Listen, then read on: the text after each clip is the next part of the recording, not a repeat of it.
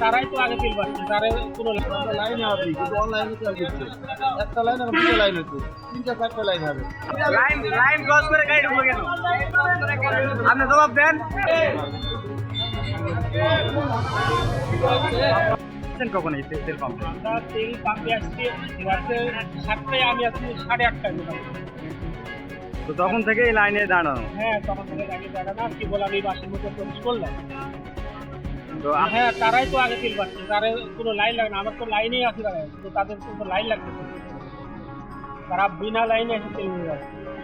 এমনি সামনে ব্যারিকেড এমনভাবে দিচ্ছে যে এখান থেকে যে গাড়ি দুই একটা বাড়াবে সেটাও দিচ্ছে না। সেখান থেকে তেল দেওয়া বন্ধ হয়ে যাচ্ছে তার সামনে কারণে। আমরা লাইনে আছি কিন্তু অনলাইনে তেল দিচ্ছে। একটা লাইন এখন দুটো লাইন হচ্ছে, তিনটা চারটা লাইন হবে। আপনি কখন থেকে দাঁড়িয়ে আছেন? 8টা 5 মিনিট সকাল 8টায় আসছেন, এখন পর্যন্ত তেল পান নাই। এখনো 20টা ফিরে না। এই যে সিরিয়াল মিস্টেক করে তেল দিচ্ছে এনারা, এ বিষয়ে কিছু বলবেন? কি বলবো আর বলার কিছু নাই। মনে হচ্ছে ওই না এগুলো ধরা যাচ্ছে না, তো ধরা তো ক্ষমতা নেই এগুলো।